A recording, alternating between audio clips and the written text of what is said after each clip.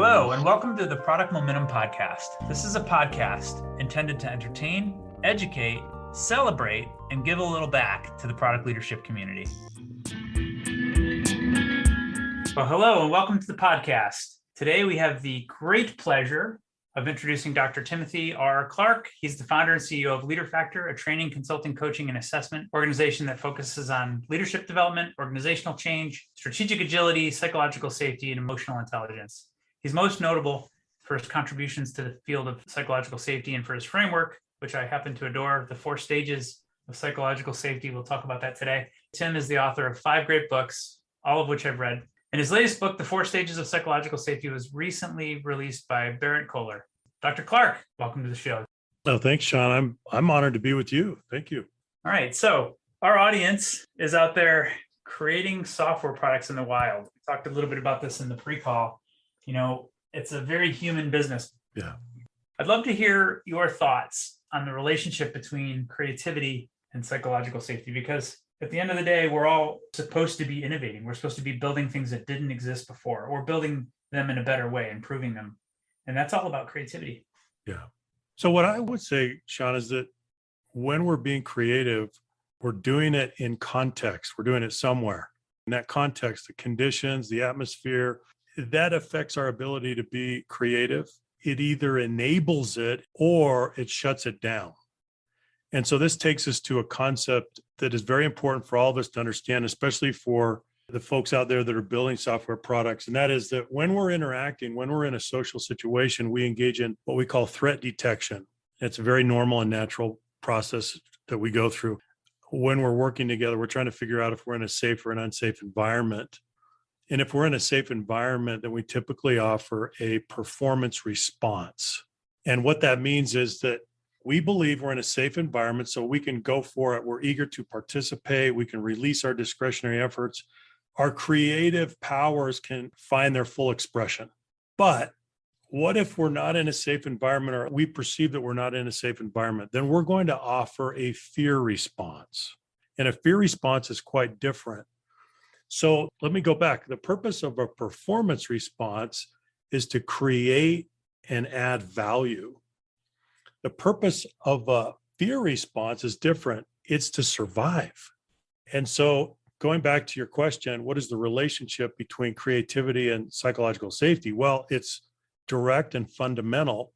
Psychological safety is the great enabler of creativity. It allows it to find full expression. So if you're in an environment that is filled with fear and you offer a fear response, what are you doing? You're preoccupied with managing personal risk, self-preservation, loss avoidance. So you're literally reallocating your productive and your creative potential because you got to protect yourself. So it has everything to do with creativity, because we're creative in a social context. Think about innovation. Once in a while, innovation and invention is a light bulb moment of lone genius, but that's the exception. Most of the time, what does it look like? It's a collaborative enterprise where we are working together. We're trying to figure things out. We have to be able to debate issues on their merits. We have to be able to talk openly. We have to be able to have a high tolerance for candor. We have to have creative abrasion. We have to have constructive dissent. So if you don't have psychological safety, how are you going to do all those things? You can't do it. Yeah. See, I think like by default as people, we know this, but we're constantly being pressured back to deliver things, to put things out the door. And we put all these artificial measures on. Well, I don't want to say artificial because they're very real measures, like output, like how much code are you outputting? How much product is being released into the wild? Yeah. And it turns into this pressure that I believe and I've seen results in poor performance because we're not maximizing the creativity that we get from people. We over focus on these little things like, hey, you know, are we causing this to occur? Are we features for dollars? Are we getting this code out the door? Yeah. It creates a lot of this artificial pressure. And you can't just leave it completely open. You can't just be like, hey, go program whatever you want. No, you can't. So that brings up a corollary principle, which is creativity is done in a social context, number one, but it's also done in the context of real constraints, time constraints and resource constraints.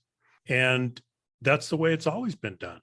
Yeah. If you go back to the Renaissance, when artists were commissioned to produce a sculpture or a painting, they had constraints, and yet they were able to produce masterpieces. So we're never going to get rid of these constraints. But the point is there a second layer of fear that you add, right? We already have constraints and pressure, but what about the culture of the team? What about the tone that the leader is setting? If you're adding another layer of fear based on what you already have, then that's going to be debilitating. That's going to get in the way. But people already understand that they're working under constraints, and that's not a bad thing. In many ways, that's what sparks the innovation and the creativity that we need. So let's not forget that constraints is one of the most important factors that leads to innovation, because we are forced to work with what we have. And that helps us engage in divergent thinking, perhaps better than we otherwise would. Yeah. So what I'm hearing you say is that constraints are actually a necessary part of innovation. They are. And I love that concept. It's like a way to more safely talk about, hey, we have these real constraints. Let's get it on the table so we can work together. But we also have to acknowledge, I think, Sean, that can that go overboard? Can it be too much? Can we be asking too much of a team? Can we pile them up to the point that it's demoralizing? Yeah, we can do that too. And so we have to be careful about that. Do we want to put some stretch into it? Yes. But do we want to overwhelm them? No. That comes back to good leadership, understanding context, understanding the configuration of the team, understanding the talent, what people are capable of. So we have to exercise judgment as we look at the objectives, we look at the resources, we look at the composition of the team. What we're trying not to do is add a lack of psychological safety, because let me translate it. So psychological safety, we can define it in 5 words. It's an environment of rewarded vulnerability. Ooh. So the opposite is punished vulnerability, right? So if a product team is out there and they're building a product, that psychological safety becomes the lubricating oil for their collaboration. They absolutely need that to be able to work at capacity. And what that means is they have the ability to challenge each other. If they don't have that, because they're typically punishing each other's acts of vulnerability. And once you get into an environment where there's punished rather than rewarded vulnerability, the team it's not going to perform. I love that definition, an environment of rewarded vulnerability. So talk about this concept of rewarded vulnerability. What do you mean when it's rewarded? Sure. Well, let's back up one step even further and let's define vulnerability. Vulnerability is exposure to the possibility of harm or loss. Now, what kind of harm or loss are we talking about? We're working on a product development team. Vulnerability creates opportunity. There's the irony. You have to have vulnerability in order for a team to work at capacity to do their best work. That means you need to reward it in order to draw it out. So let's get specific. A product development team will engage in very common everyday acts of vulnerability, such as asking a question, giving some feedback, saying you don't know, pointing out a mistake. These are all acts of vulnerability. If those rewarded, the psychological safety goes up and you're able to maintain it. If those very same acts of vulnerability are punished, then what happens? People retreat, they withdraw, they start managing personal risk. So now that the team is behaving very differently in an environment where they have punished vulnerability. And we're talking about very common, everyday things that we have to do to interact effectively with each other, right? I don't know how many times I've talked to teams that have implemented agile tools and methodology. Okay, it's not going to save you, right? Go back to the Agile Manifesto, individuals and interactions over processes and tools. You can have the most exquisitely talented team in the world, and if they don't have psychological safety, that will kill the team. So the heart of their ability to be effective, it comes back to the patterns of interaction. And what are we saying? We're saying that acts of vulnerability need to be rewarded. They need to be modeled and rewarded. That's the key mechanism. The modeling and the rewarding. Yep. Love it. You said something earlier about having goals. So like alignment on the goals is a part of this. Like we have to be pointing at the same thing in order for us to be moving in the same direction. Like if you don't have that set up right, then how do you know what to give feedback on? Or how do you know what questions to ask, right? To provide vulnerability. So as a starting point, it's got to be really important to get those goals right. Do you agree with that? I would. You use the word alignment, Sean. So here's the way that I would define alignment. Alignment is a combination of understanding, number one, and commitment, number two. So to your point, I totally agree with what you're saying.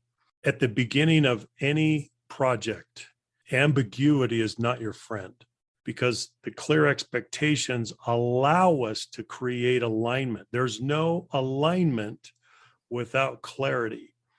Now, of course, we all understand, though, that as we go down the road and we're on this journey, it's also going to be emergent, right? So you can have your plans and your goals.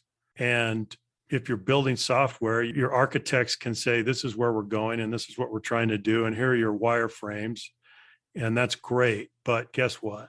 It's not going to end up exactly the way that you envision it. We all know that. And that's the nature of what we're doing.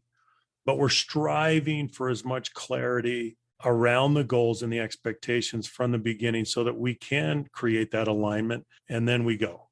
Great. So if I could summarize, clarity around where we're going together is somewhat of a predecessor for real psychological safety. Is that fair? It does, because one of the natural sources of fear is ambiguity and uncertainty.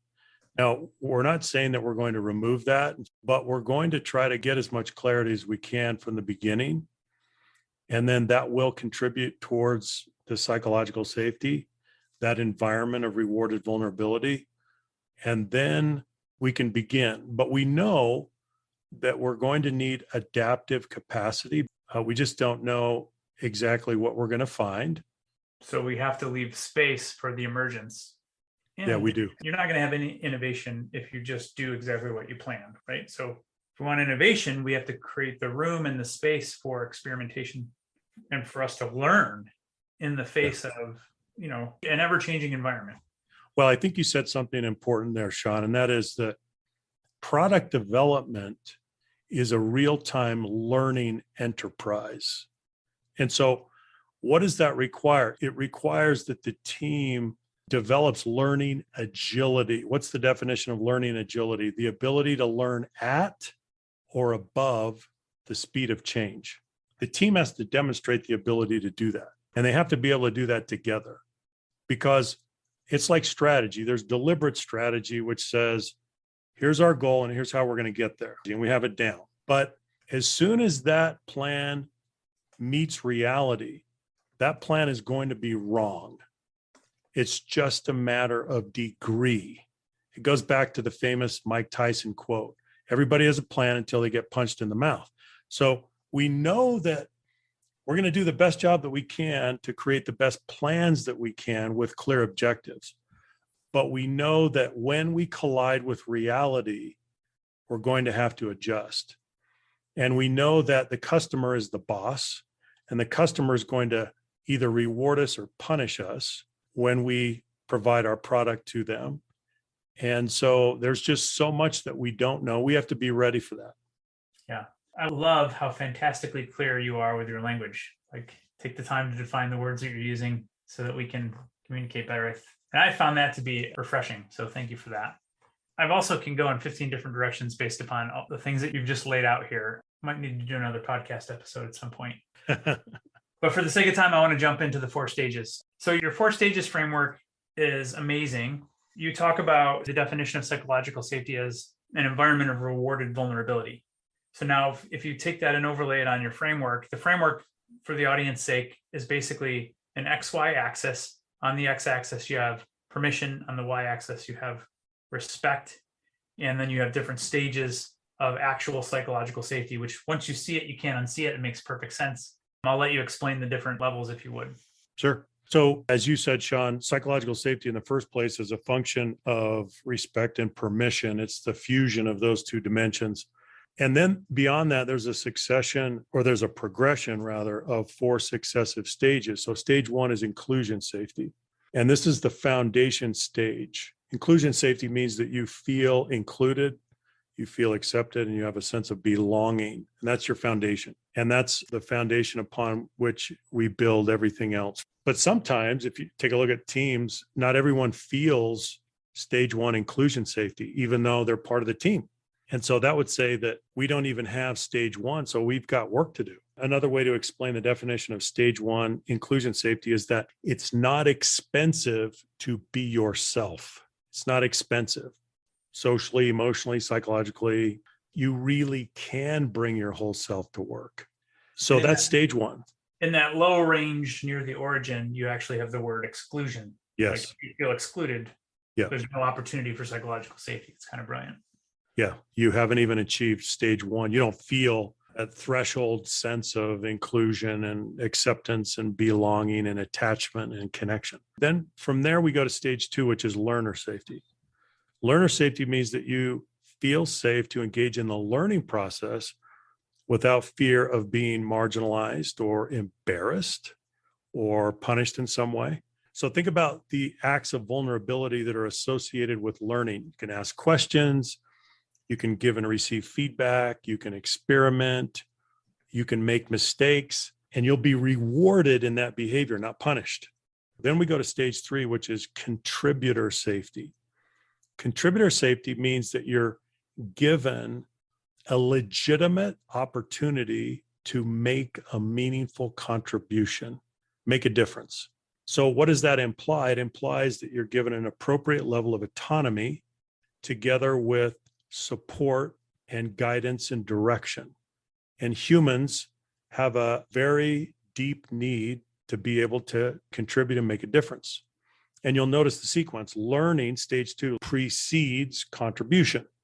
You can't participate in that value creation process if you don't have knowledge and experience and skills in the first place.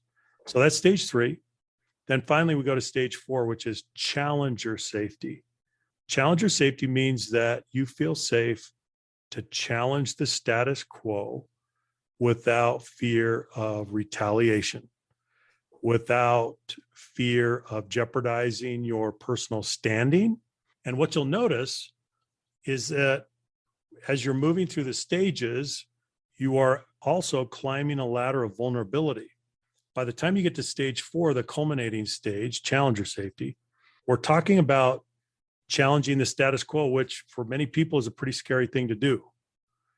So think about this in the context of a product development team and ask yourself this question: do you feel safe to challenge the status quo? Now, think about how vital this is, because this is where we innovate. Innovation by its very nature is disruptive of the status quo. So it shows us that in a product development team, the aspiration is to go all the way to stage 4, challenger safety. If they want to realize their full potential, they've got to create psychological safety at that highest level, because they thrive and they're productive on the basis of their intellectual friction. So they need extremely high levels of intellectual friction, but they need to keep the social friction down at the same time, because it will eventually shut down the intellectual friction. So that's really the defining characteristic of an extremely high-performing team that is able to get all the way to stage 4. Brilliant. So there are behaviors that leaders, first of all, have to learn this framework so they can see where their team is at. But they can see behaviors that indicate people are at this stage. They're not at the challenger stage yet. Mm-hmm. So that we can draw them up and learn as leaders how to model the behaviors themselves, how to model the vulnerability themselves. Yeah, that's exactly right, Sean. As I said before, the core mechanism for cultural transformation is to model and reward the acts of vulnerability associated with each stage. Yeah. There's no other way. Everything else is secondary. That's the core mechanism. So for those of you out there who are leading product development teams, this is where you want to take a hard look in a very clean mirror and ask yourselves, right? Do I model and reward acts of vulnerability for stage 1 inclusion safety, stage 2 learner safety, stage 3 contributor safety, stage 4 challenger safety? Because you set the tone, right? So the level of psychological safety will be a reflection of your modeling behavior more than any other single factor. Brilliant. We could stop there, but we're not going to. I got 2 more things on the chart I just want you to explain for the audience. What happens when you have an environment of low respect but high permission? So low respect and high permission leads to a failure pattern that we call exploitation. Now, you've heard the word, everybody's heard the word exploitation, but maybe this will help provide a little bit more insight and operationalize the definition of this word that we throw around. To exploit, now, low respect, but high permission. Now, why would I interact with someone like that on that basis? I'm giving them a lot of permission to contribute, to work, to add value, but I'm interacting with them with low respect. We call that exploitation because what I'm trying to do is I'm trying to extract value from them, but I don't value them as a human being. That's the difference. Now you can think about it on a spectrum, right? So there are very destructive, egregious, blatant forms of exploitation. You know, we can think of things like bullying and harassment and public shaming and things like that. We're familiar with those. They're so visible and they're so destructive. But there's also the other end of the spectrum where acts of exploitation are subtle and they're more deniable. For example, I could say, Sean, absolutely fantastic job, and praise your work. And then I overload you with more work, right? Exploitation. That's exploitation. Or I could just steal a little bit of credit from you. So there are subtle forms. But again, it all goes back to I'm trying to extract value, but I'm not respecting you as a person. I'm not valuing you as a person. Great.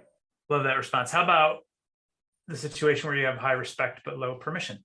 Okay, so think about this one. High respect, but low permission. In other words, I'm putting you on a very short leash. I'm micromanaging you, but I do respect you. You got to think about this one for a minute. This is what we call paternalism.